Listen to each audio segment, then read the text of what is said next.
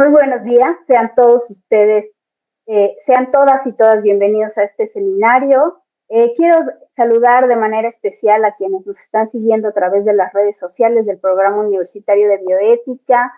Sean bienvenidos. Y bueno, pues quiero decirles que hoy tenemos un seminario más del Grupo de Investigación Bioética, Salud y Disidencias Sexogenéricas. Hoy nos acompaña el doctor Jorge García Villanueva. Él es profesor de la Universidad Pedagógica Nacional, Unidad Ajusco. Doctor, muchísimas gracias por acompañarnos. Bienvenido a estas sesiones del Programa Universitario de Bioética. Y también le doy la bienvenida al doctor Omar Alejandro Olvera. Él es de la Universidad de la Salud y es co-coordinador de este grupo de investigación.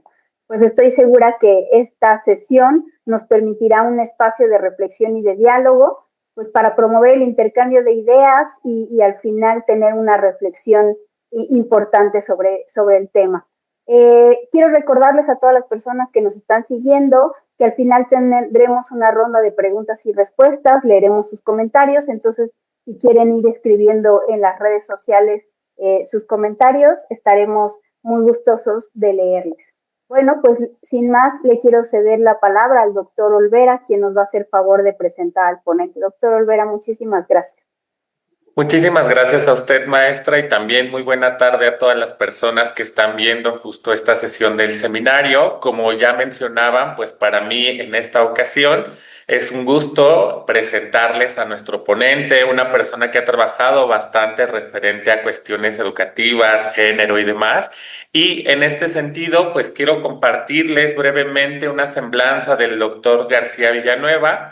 Y lo primero que quiero comentarles es que él es psicólogo, es profesor de la Universidad Anáhuac, México y de la Universidad Pedagógica Nacional, es miembro de la Academia Mexicana de Ciencias, del Sistema Nacional de Investigadores e Investigadoras de la CECITI, es nivel 2, también justamente pertenece a la a la American Psychological Association, mejor conocida como APA en nuestro país.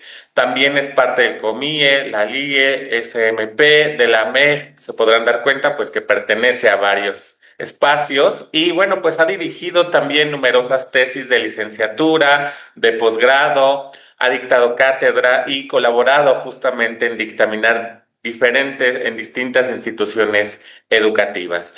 En general, como les mencionaba, pues trabaja cuestiones sobre perspectiva de género y entre algunas de sus obras más recientes se encuentra el libro Género en Educación Física y particularmente el texto La identidad masculina en jóvenes, una mirada.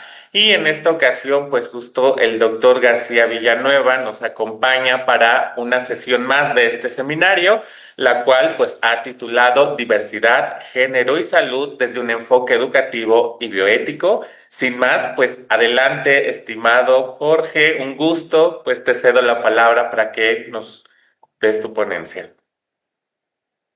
Muchas gracias. Gracias por la invitación. Pues bueno, tengo preparado para ustedes, para la audiencia, una reflexión precisamente a propósito de la diversidad, género y salud desde un enfoque educativo y bioético, y me interesa comentarlo para escuchar después las ideas que despierten, las reacciones que tengamos y seguir pensando juntos sobre estos temas, ¿no? Quisiera empezar invocando la frase de Terencio, soy humano y nada de lo humano me es ajeno, ¿no? Creo que por ahí tenemos que eh, eh, irnos adecuando, irnos poniendo a tono sobre lo que vamos a platicar el día de hoy.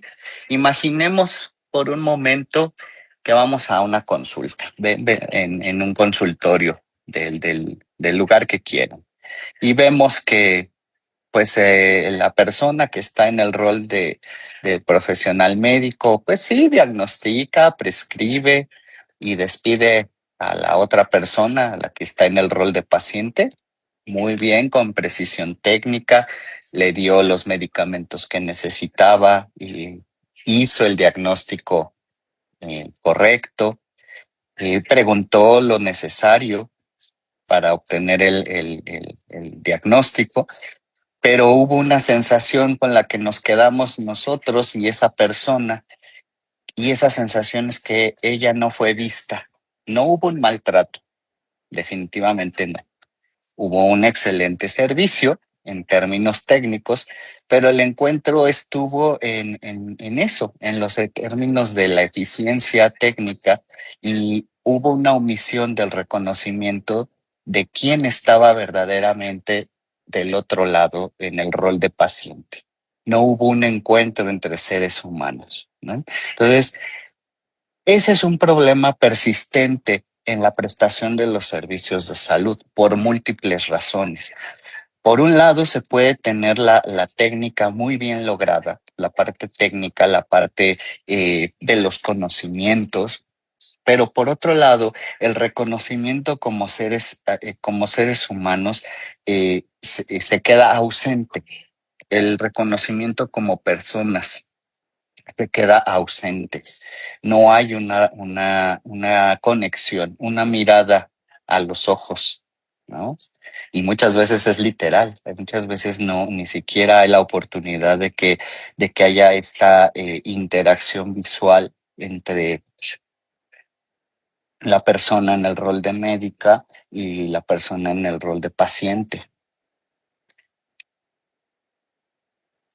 Y este problema es precisamente algo que es, como les decía yo, se ha observado persistente y que permea en diferentes contextos. No necesariamente estemos hablando de hospitales públicos o de clínicas o de servicios públicos de salud. No solamente ahí ocurre esta escena. Generalmente lo que se argumenta es que no hay tiempo, ¿no? Pero no es nada más una cuestión de tiempo, tampoco es una cuestión de saturación de pacientes, de personas que atender, no solamente.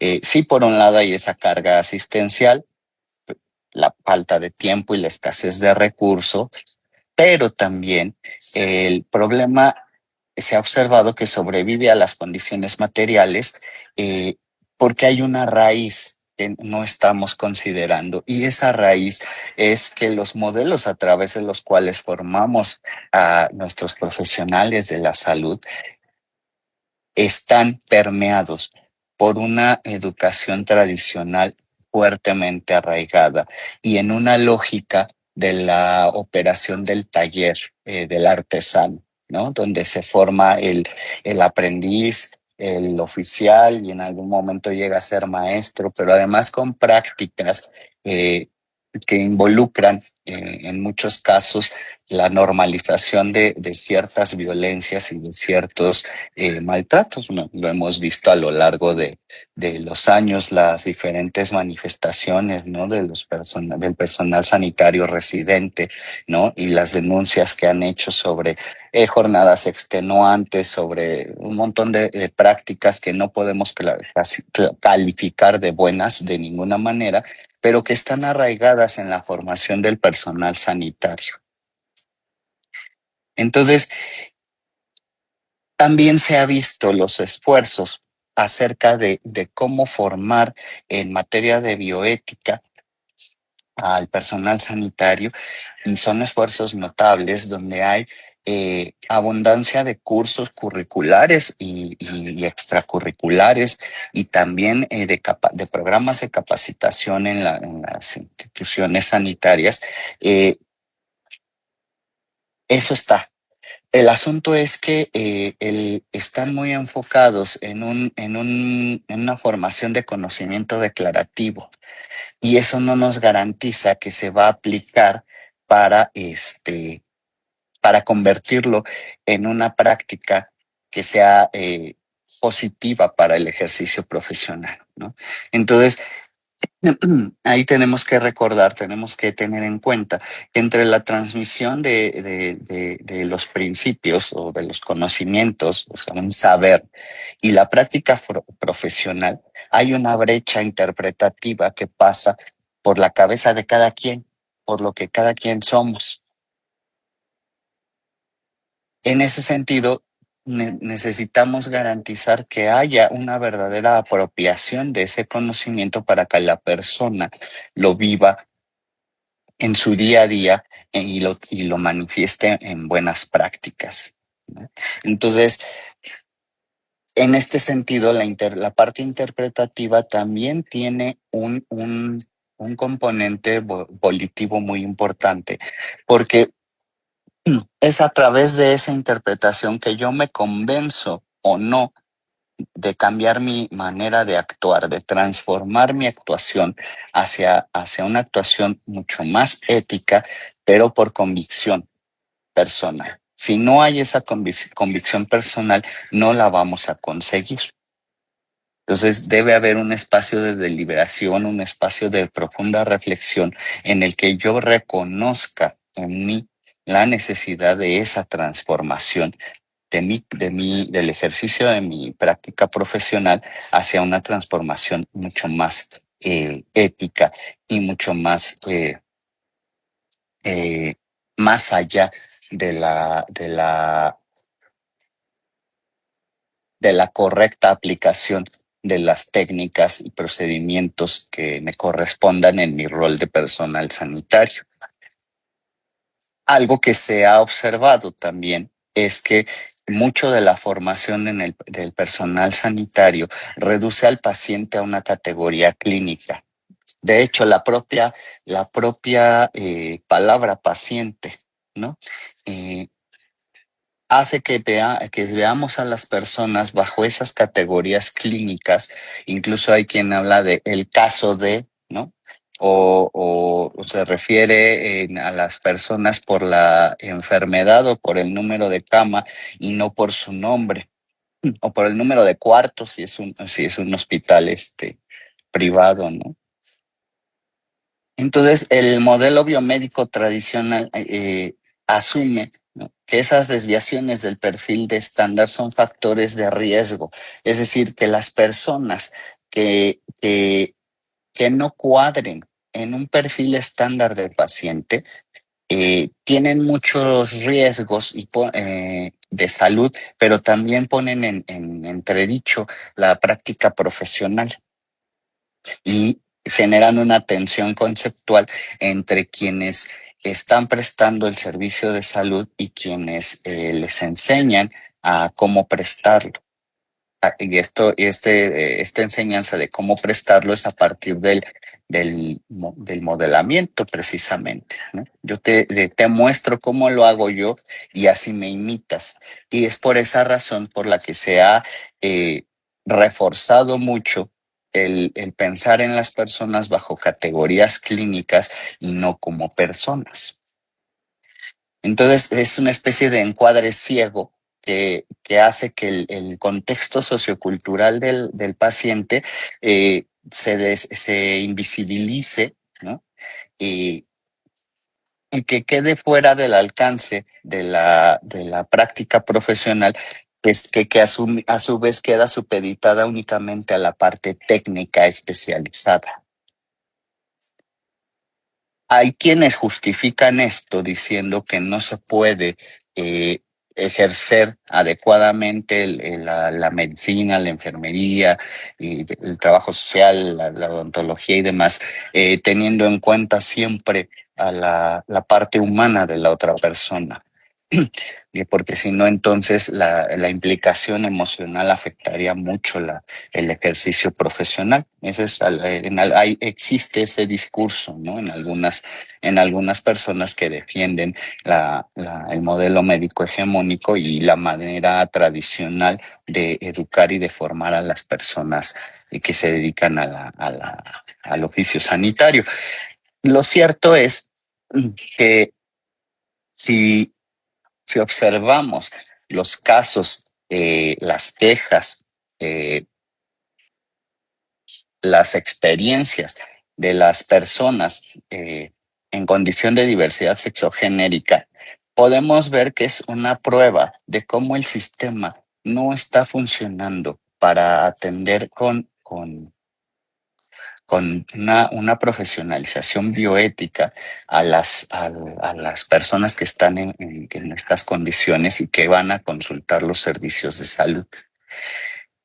Clínicamente no es nada distinto porque siguen siendo seres humanos, pero sí nos deja ver que la capacidad para reconocer al otro como un igual a mí está muy empobrecida por estos dos elementos, por el modelo médico hegemónico y la educación tan tradicional que se tiene arraigada en la formación del personal sanitario.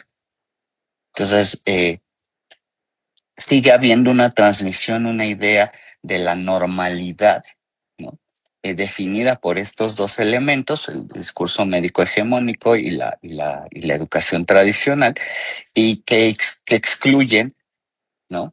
A muchas personas, a muchas personas que no caben eh, en esa concepción estereotipada de ser humano y de paciente. Y ojo, no quiere decir que sea una cuestión intencional y planificada para excluir. Simplemente es como se fue construyendo este modelo y esta manera de formar. Entonces, el problema es que cuando alguien no encaja en eso, eh, el profesional tiende a volver a, a su ajuste normativo de cómo lo formaron, cómo le enseñaron, cómo le modelaron que se debe comportar, y entonces se comporta de esa manera y no hay una deliberación ética sobre cómo comportarse. Es una especie de automático que se aplica a todos los casos. Entonces, eh, eso favorece prácticas que vistas desde fuera son eh, prácticas de discriminación o maltrato o de un servicio no precisamente humanizado. Insisto, hay programas de formación, programas donde hay cierta capacitación y en materia de bioética, en materia de derechos humanos, en materia de diversidad, sí, ahí están.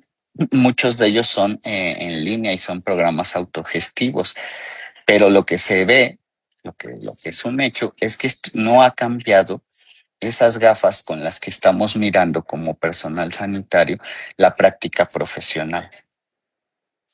Te quedan a nivel declarativo. Sí hay definiciones, sí identificamos las siglas, sí conocemos los principios bioéticos, todo eso hasta podemos hacer exámenes y seguramente la mayoría del personal sanitario los va a acreditar.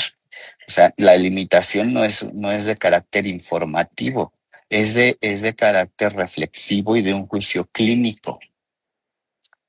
No hemos tampoco examinado en estos programas los marcos normativos con los que fuimos formadas y formados. No hemos identificado esa cis heteronormatividad ni cuestionarla. Tampoco cuestionamos desde ahí la visión binarista ni las categorías de desviación. Todo eso queda intacto. Digamos que es una cuestión más cosmética, ¿no? La que hacemos al tomar los cursos, en tener nuestra constancia y no un cambio de actitud. ¿Por qué? Porque no se cuestionan las bases ideológicas de la formación que llevamos y de la práctica médica médica o sanitaria en general, como la ejercemos. Eso no se cuestiona. No hay un cuestionamiento de lo cisgénero, por ejemplo. Simplemente se toca la parte de, bueno, pues ahora ya ven que la normatividad o la ley o los derechos humanos, o sea, incluso hasta con un cierto dejo de, bueno, tenemos que ver esto porque es lo que toca, pero no se trabaja hacia un convencimiento profundo de la necesidad de transformar la práctica. ¿Qué implica que cambiemos el paradigma? que dejemos de aplicar protocolos y pasemos a reconocer personas. Bueno, no que dejemos de aplicar protocolos, que reconozcamos personas con quienes tenemos que aplicar los protocolos, las guías clínicas, lo que haya que aplicar, pero que reconozcamos en el otro a una persona igual a mí en dignidad. En el modelo clínico principal, en el modelo clínico tradicional, lo importante es aplicar un protocolo técnico al caso y hacerlo lo mejor posible, y en eso, afortunadamente, la gran mayoría del personal sanitario en nuestro país pues lo hace bien y en condiciones bien complicadas.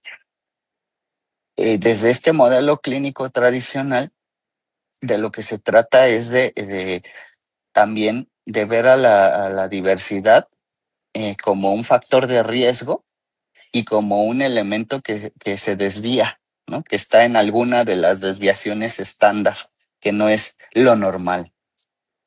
Entonces, son población que tiene algún factor de riesgo y punto. El rol como profesional implica que yo tengo una autoridad técnica que además impone la normalidad. Yo desde mi autoridad técnica puedo decir qué es lo normal y desde ahí puedo juzgarte y puedo clasificarte como alguien que está desviado o como alguien que está en un lugar que no es un lugar normal. Y la calidad en el servicio está impuesta por auditorías y métricas externas. ¿Cuántos pacientes atendiste? ¿Cuántas quejas tuviste? Etcétera. En cambio, si hablamos de una profesionalización bioética, el objetivo principal sería reconocer a una persona específica que llega a solicitar mis servicios. Sí, voy a aplicar protocolos, claro que sí, lo tengo que hacer, pero primero reconozco que es una persona, es Juanita Hernández, es Jorge García, es Pedro Reyes quien está frente a mí.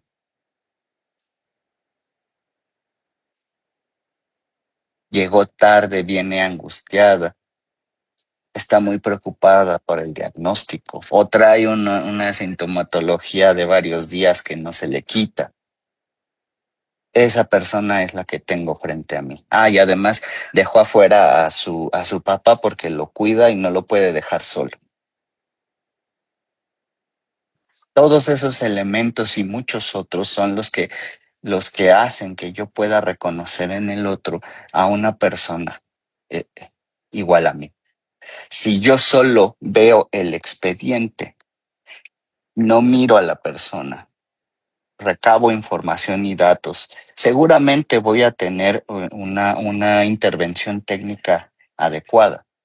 Incluso podría auscultar a la persona sin hacer mayor contacto humano y probablemente tenga éxito en eso, en el diagnóstico desde el punto de vista técnico, pero no hay un reconocimiento de ella como persona.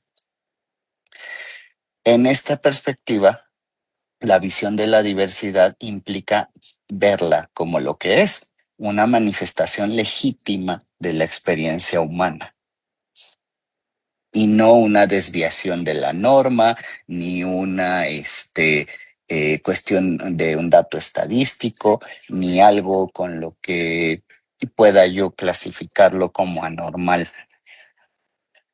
Es una manifestación legítima de la experiencia humana, tan legítima como la manifestación de la experiencia humana que represento yo. Aquí mi rol como profesional sanitario implica que soy un sujeto en una postura dialógica que pondera perspectivas. ¿Qué quiere decir esto? Que yo pueda entenderme con el otro y platicar tener este diálogo, ¿no? En el que yo transmita mi perspectiva y pueda entender la de la otra persona, que me haga entender que haya una verdadera comunicación. Y aquí, fíjense lo interesante, aquí la calidad en el servicio van a ser internamente de ese reconocimiento ético. Se desprende por consecuencia. Porque si yo reconozco en el otro a una persona igual a mí, a una persona que es legítimamente ella, sea como sea, le voy a prestar el servicio de la mejor manera que yo pueda hacerlo y voy a tener seguramente éxito en la aplicación de las guías y protocolos. No va a haber ningún problema en ese sentido y va a ser seguramente un servicio de mucha calidad. La persona va a poder evaluarme inclusive, como dicen con las estrellitas, ¿no? Las 5 estrellitas, excelente servicio, ¿no? No solo me diagnosticó, no solo me dio los medicamentos, sino que además me miró. Hubo una relación de tú a tú con tantos seres humanos. Entonces, la propuesta que yo les traigo es que hablemos de profesionalización bioética como un proceso educativo permanente mediante el cual el profesional de la salud transforma progresivamente su manera de ejercer la profesión a partir del reconocimiento de las personas a quienes atiende como iguales en dignidad. Y esto último habría que subrayar, porque muchas veces, y sobre todo en una cultura como la nuestra, no nos gusta reconocer a los demás como iguales en dignidad. Nos gusta sentirnos más dignos que los otros, sea por edad, sea por género, sea por que yo posea un título universitario, sea porque yo tengo más o una mejor economía, sea por el color de piel, pero esa parte no nos gusta. Incluso usamos la religión también en ese sentido. Si yo pertenezco a esta, soy mejor que tú que no perteneces a esta, ¿no? Entonces tenemos un serio problema cultural para entendernos como iguales en dignidad y para tratarnos en consecuencia. Y no estoy diciendo que haya que reemplazar la formación científica, no estamos diciendo eso. Estamos diciendo que hay que asignarle un lugar dentro de un marco ético más amplio. No es tampoco un certificado final. Es un modo de habitar la profesión. Y tiene que empezar también por quienes estamos en las aulas enseñando. Porque, como ya lo vimos, impera el modelo tradicional, el modelo educativo tradicional. Y el modelo educativo tradicional todavía va a ser más difícil de arraigar. Entonces, pues al menos que yo sea consciente, ¿no?, de esta profesionalización bioética y que la pueda modelar, que puedan verlo en mí, mis estudiantes, mis adscritos, mis practicantes.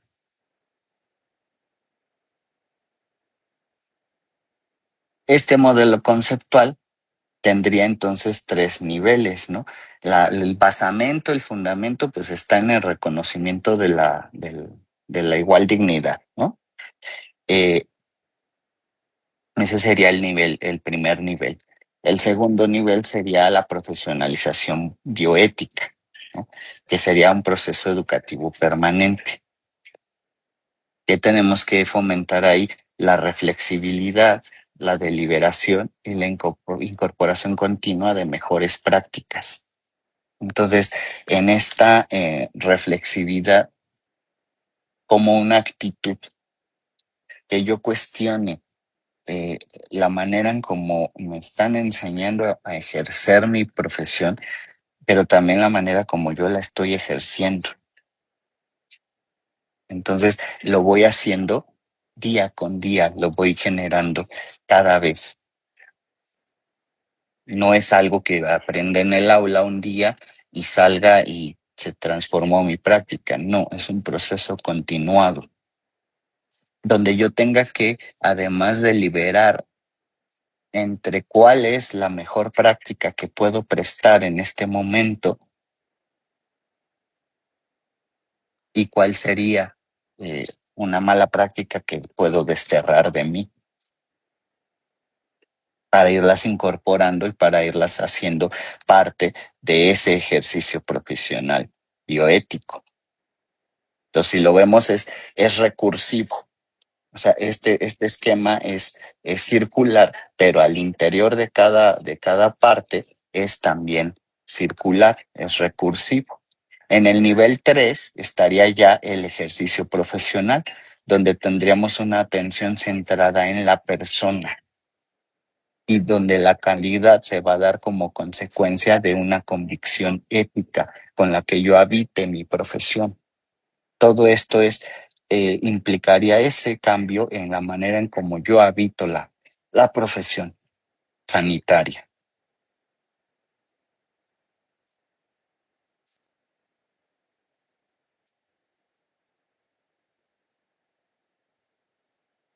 La dinámica de la profesionalización bioética, como les decía, implica esa continua reflexividad, ¿no? Por eso me gustó este esquemita de los engranes, ¿no? Porque continuamente vamos a estar yendo y viniendo, analizando nuestra propia práctica, nuestro propio ejercicio profesional.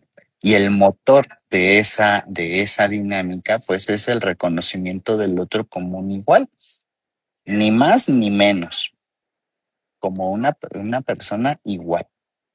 Y entonces automáticamente va a incrementarse la calidad profesional. Y uno podría decir, oye Jorge, pero en consultas de 15 minutos se puede hacer esto. Claro que se puede. Nadie dijo que vaya a ser fácil, pero de que se puede, se puede. Y también tiene costos emocionales, sí, sí los puede tener también, porque entonces ya no voy a dejar ir a la persona con una, con un diagnóstico y que le vaya bien, y menos cuando es algo grave, ¿no? Me puedo quedar con la preocupación, sí, me puedo quedar un poco con cierta angustia, sí, también. Y qué bueno, porque eso quiere decir que estás mirándola como un ser humano igual que tú, no como un número ni como un expediente, como un ser humano igual que tú. Y entonces la consideración de las decisiones en los tratamientos va a pasar también por este tamiz y ya tampoco va a ser tan sencillo prescribir algo que la persona no quiera o insistirle en que se someta a un tratamiento que no quiere. Vas a poder entender mejor desde dónde está tomando su decisión. Entonces tiene ventajas, claro que las tiene, y yo diría que son fuertes ventajas que incrementarían en mucho la calidad profesional con la que uno ejerce la profesión. Entonces, no se va a lograr, la calidad nunca se va a lograr apuntando hacia ella y viéndola como un fin, como lo dirían en discursos eh, de psicología laboral, ¿no? La calidad se logra porque vamos a anclar el sistema en el reconocimiento de una dignidad. Y eso exige que hagamos una evaluación crítica de nuestros propios supuestos. Y entonces, inevitablemente, el giro que estaríamos haciendo va a impactar en la calidad. Y probablemente eso, imaginemos, si se diera esta transformación de la profesionalización bioética, probablemente entonces llegaríamos a un punto en que los paros serían para aumentar, duplicar el tiempo de consulta y ya no aceptaríamos consultas de 15 minutos. Estoy pensando, ¿no? Un escenario donde las demandas estuvieran en otro lugar. ¿no? No en este lugar tan lamentable donde actualmente están, ¿no? Donde traigan los insumos que necesitamos o páguenme o no me metan en guardias de explotación, ¿no? Tal vez estaríamos en otro lugar donde se pudiera hablar de exigir que las consultas tengan más tiempo para que yo pueda hacer un trabajo mucho más preciso, mucho más humano. La calidad, entonces, insisto, en el servicio ya vista como consecuencia de mi profesionalización bioética y no como un mandato, implicaría que quienes reconocen a las personas como iguales en dignidad, pues comprenden que cada acto profesional compromete su propia integridad. Al ejercer profesionalmente, yo estoy eh,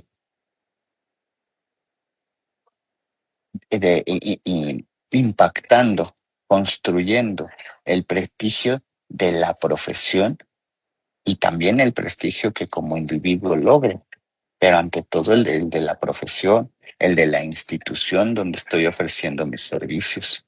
Entonces la excelencia igualmente deja de ser un estándar que me impongan desde fuera y es la única respuesta posible de un profesional que respeta lo que hace y a quienes sirve. Entonces, este modelo lo podemos pensar en cualquier ejercicio profesional y por caso traje con ustedes la cuestión médica, sanitaria y cómo el caso paradigmático de la diversidad sexogenérica nos pone a la vista un montón de situaciones donde este modelo podría erradicar esas malas prácticas y esas problemáticas a las que se enfrentan las personas LGBT frente a la prestación de los servicios y a la recepción de los servicios sanitarios. Entonces, aquí yo insistiría en que no podemos dejar la ética al azar institucional.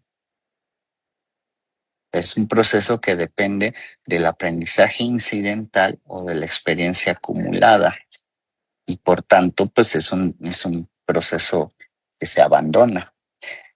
Las instituciones formadoras conservan, sí, esa responsabilidad intransferible de diseñar metodologías explícitas para enseñar a reflexionar, no solo a memorizar. Entonces también estamos hablando de que de alguna manera tendríamos que impactar en el currículum formal y en las prácticas de capacitación del personal en ejercicio para que las cosas sean más dirigidas y dejen de estar a la voluntad y al azar de las trayectorias de profesionales del personal sanitario. Ya desde ahí la institución o las instituciones formadoras tienen también esa responsabilidad.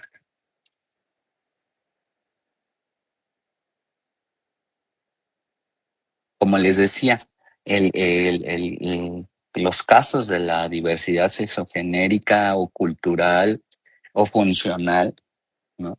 Es la puerta para mirar esta posibilidad, esta problemática, ¿no? No el destino. La diversidad sexogenérica no es un contenido adicional en un plan de estudios. Es el caso paradigmático que nos obliga a ejercitar el juicio crítico. El profesional que aprende a cuestionar sus marcos normativos para atender dignamente a una persona trans, por ejemplo, pues ha desarrollado el exacto mismo músculo ético necesario para alcanzar la excelencia con cualquier paciente. El pretexto, vaya, puede ser la persona trans que tengo frente a mí y que va a ser mi paciente. Ese puede ser el pretexto. para que yo mejore la calidad en el servicio que presto. Si yo supero esas situaciones de prueba, ¿no?, con la diversidad, pues voy a superar la ceguera cis-heteronormativa y muchos otros problemas de prejuicios a los que yo me enfrento analizando este tipo de situaciones. Y entonces voy a poder alcanzar una capacidad ética y una calidad en el servicio indiscutible, porque ya la excelencia clínica, ¿no?, esa pues ya la damos por descontado en la gran mayoría de los casos del personal sanitario. Por ese lado no hay tanto problema. El problema está en la otra parte, en la parte reflexiva. Entonces yo iría cerrando con esto. Formar para el ejercicio de la profesión es lo que tendríamos que tener al centro. Un ejercicio profesional que tenga a la persona al centro. En ese sentido, la educación sanitaria no concluye con la obtención de un título. Hay que actualizarla en cada encuentro clínico. Y esa es una formación actitudinal con la que tendríamos que salir todas las personas de las aulas, con esa actitud de constante actualización. Y la verdadera calidad en el servicio profesional no va a nacer de la norma ni de la acumulación de datos clínicos, sino de una decisión fundamental: aprender a reconocer a una persona como yo en ese lugar que en ese momento ocupa como paciente mío, como usuario de mis servicios. Ahí está el corazón de esta propuesta que les traigo el día de hoy. Muchísimas gracias. Muchas gracias, doctor Jorge García. Me parece que nos ha recordado, le agradezco mucho porque nos ha recordado aspectos como que podrían ser como básicos, pero que hemos ido olvidando con la práctica de muchas de nuestras profesiones. Y bueno, me dio mucho gusto escuchar como esta parte de que es un igual a mí, ¿no? Veamos al paciente como un igual a mí, tratándolo con dignidad. Y me parece que la empatía es uno de los aspectos fundamentales para tener un desarrollo de las disciplinas de ciencias de la salud correcto, ¿no? Me gusta esta parte de emplear el marco ético, de habitar la profesión, ¿no? Como usted mismo lo dijo, vivirla. Y pues esta atención centrada en la persona. Me parece que a través de su ponencia nos ha demostrado que la educación en diversidad y género pues debe entenderse como una competencia profesional indispensable en la formación de estos profesionales de la salud. Y si me permite el doctor Olvera, pues voy a leer uno de los comentarios que tienen que ver con esta reflexión también. Hay muchas felicitaciones, por supuesto, en las redes sociales. Y Leti Caru dice, es muy importante lo que dice: dentro del humanismo, la aceptación es incondicional, sin prejuicios a priori, atención centrada en él, sin un pensamiento exclusivo por raza, élite, preferencias, etc. Sin humanismo y con respecto a la ecología es la premisa de la bioética, eso es lo que piensa. Y bueno, pues invitamos a las personas que nos están siguiendo si quieren poner comentarios, preguntas, y en tanto le daré la palabra al doctor Olvera y para que haga una reflexión y después pues ver algunas posibilidades de preguntas. Gracias.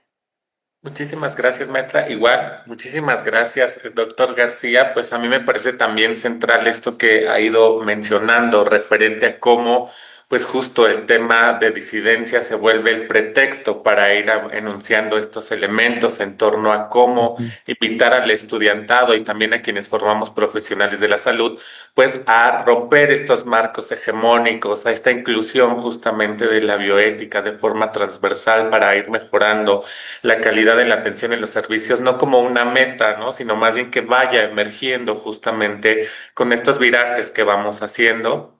Y en ese sentido, justo, igual si me lo van permitiendo, también para ir orientando estos comentarios que probablemente quieras hacernos o estas respuestas que más adelante nos des, perdón, ir cuestionando, no, o ir invitando a saber si tú conoces o has tenido alguna experiencia referente a cómo ha funcionado en algunos espacios educativos, pues esta intersección formativa entre bioética, entre disidencia y qué efectos o impactos ha tenido en la formación de profesionales de la salud, pues de cualquiera de las disciplinas en particular. En realidad la articulación del modelo la, la debo confesar como un producto que me forzaron a cristalizar gracias a esta invitación, porque había sido algo que tenía trabajando ya cierto tiempo, pero que no había dadome la oportunidad de poner por escrito, ¿no? Sobre todo para la ponencia y para la ponencia por extenso que voy a enviarles. Pero muchos de estos elementos los he incorporado en la práctica, en la formación de estudiantado de los diferentes espacios donde me desenvuelvo.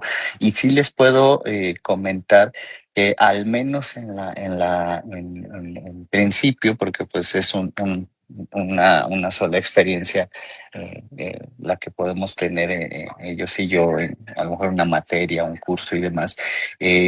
Pasa esto que están comentando, estas frases de nos recordaste algo que no teníamos presente ya o que se nos había olvidado, ¿no? O sea, o qué importante es algo que pareciera tan obvio como ver en el otro a alguien igual a mí, pues sí somos iguales, pero no lo tenemos al centro, no lo tenemos enfrente, ¿no? Hay muchas cosas que nos llevan a otros espacios, a mirar a las personas y el trabajo propio desde otro lugar, olvidándonos que es un servicio que prestamos de igual a igual, ¿no?